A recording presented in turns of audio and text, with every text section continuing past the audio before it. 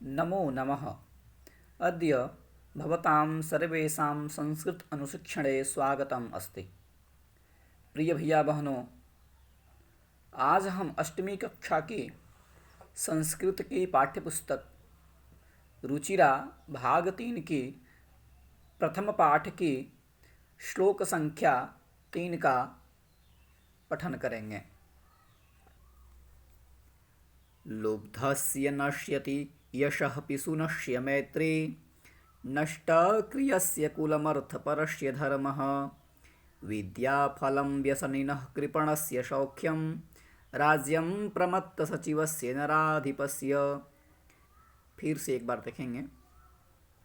लुब्धस्य नश्यति यशः पिशुनस्य मैत्री, नष्टक्रियस्य कुलमर्थपरस्य धर्मः, विद्याफलं व्यसनिनः कृपणस्य सौख्यं, राज्यं प्रमत्तसचिवस्य नराधिपस्य। श्लोक गान के बाद हम श्लोक के पदच्छेद को देखेंगे। पदच्छेदः लुब्धस्य नश्यति यशः पिशुनस्य मैत्री, नष्टक्रियस्य कुलम् अर्थपरस्य धर्मः, विद्याफलं व्यसनिनः कृपणस्य सौख्यं, राज्यं प्रमत्तसचिवस्य नर अधिपस्य। ये हुआ श्लोक का पदच्छेद। श्लोक के पदच्छेद के बाद हम श्लोक के अन्वय को देखेंगे। अन्वय के बारे में आपको बता चुके हैं, उस पर हम चर्चा भी नहीं करेंगे। सीधे सीधे हम आते हैं श्लोक संख्या 3 के अन्वय पे। लुब्धस्य यशः पिशुनस्य मैत्री, नष्टक्रियस्य कुलम् अर्थपरस्य धर्मः, व्यसनिनः विद्याफलं कृपणस्य सौख्यं, प्रमत्तसचिवस्य नराधिपस्य राज्यं नश्यति। अब जो है श्लोक के अंदर जो शब्द है उसके शब्दार्थ को हम जानेंगे। ये जो शब्दार्थ आप देख रहे हैं, ये श्लोक के अन्वय के क्रमानुसार इसको रखा गया है। सबसे पहले आया लुब्धस्य,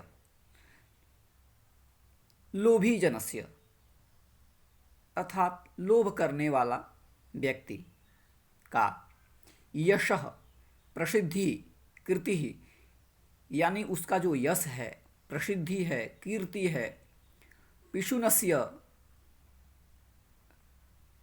कर्णे जपस्य, अर्थात जो चुगली करता है, मैत्री मित्रता दोस्ती, नष्टक्रियस्य कुकर्मिणः दुराचारिणः, अर्थात जो दुराचारी लोग हैं, कुलम अर्थात वंश परिवार, अर्थपरस्य धन लोलुपस्य, अर्थात लालची व्यक्ति। अर्थ अर्थात होता है धन, परस्य अर्थात होता है लालची। धर्म कर्तव्यम स्वभाव, उसका धर्म, उसका स्वभाव, उसका कर्तव्य। व्यसनिनः व्यभिचारिणः, विद्याफलम यानी विद्यायाः परिणामः ज्ञानम, अर्थात विद्या का जो फल है, जो ज्ञान है, वो क्या, तो कृपणस्य क्षुद्रस्य कंजूस का, कृपणस्य अर्थात कंजूस का, सौख्यम अर्थात सुख, प्रमत्त सचिवस्य विवेकहीनः सचिवेन युक्तस्य, यानी जो विवेकहीन जो सचिव है, मंत्री है, नराधिपस्य नृपस्य, राजा का, राज्यम देशः राष्ट्रम, नश्यति नष्टम भवति, नष्ट हो जाता है।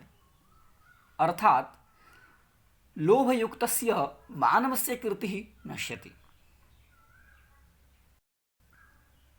कस्य कीर्तिः नश्यति? लोभयुक्तस्य मानवस्य कीर्तिः नश्यति। रहस्यभेदिनः मित्रस्य मित्रता नश्यति। कस्य मित्रता नश्यति? तो रहस्यभेदिनः मित्रस्य मित्रता नश्यति। तथैव यः अकृत्यं करोति तस्य कुलं नश्यति। यः केवलं धनस्य विषये एव चिन्तयति तस्य धर्मः नश्यति।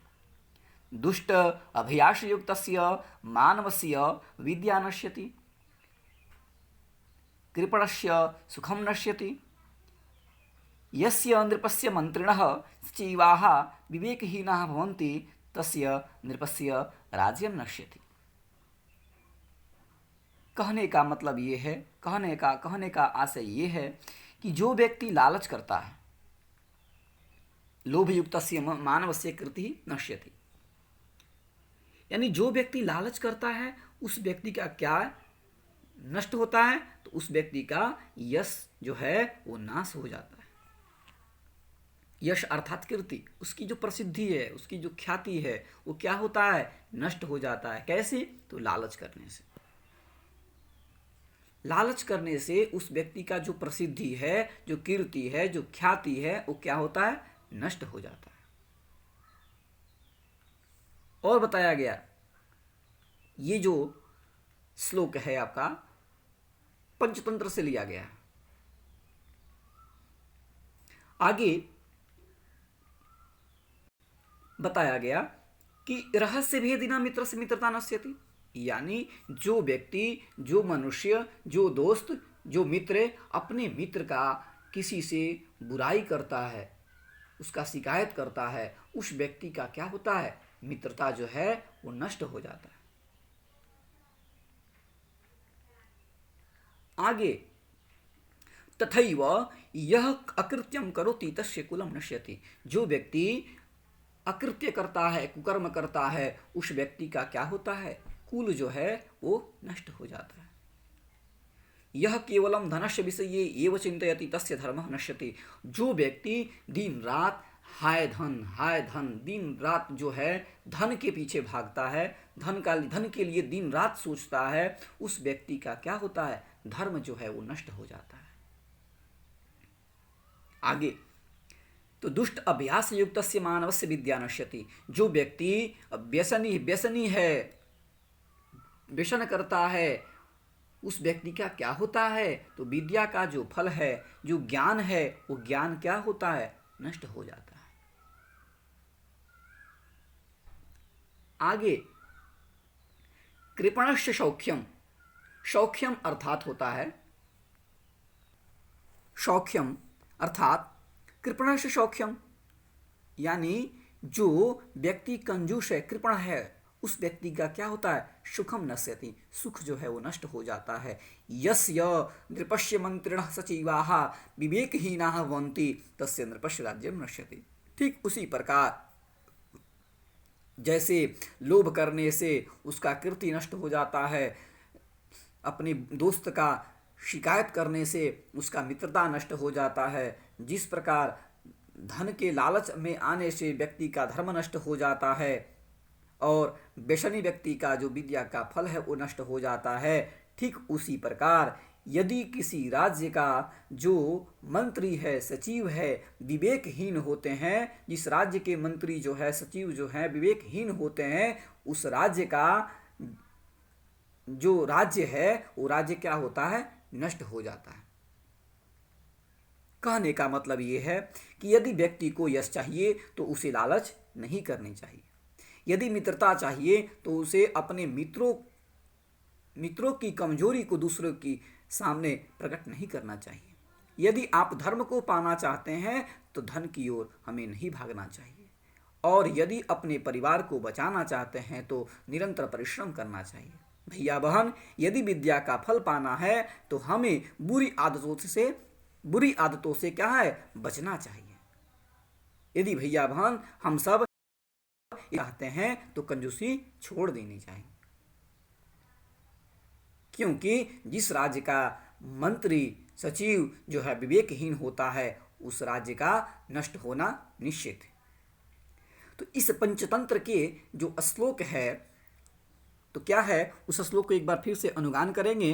तो लुब्धस्य नश्यति यशः पिशुनस्य मैत्री नष्ट क्रियस्य कुलम अर्थपरस्य धर्मः विद्याफलं व्यसनिनः कृपणस्य सौख्यम राज्यम प्रमत्त सचिवस्य नराधिपस्य।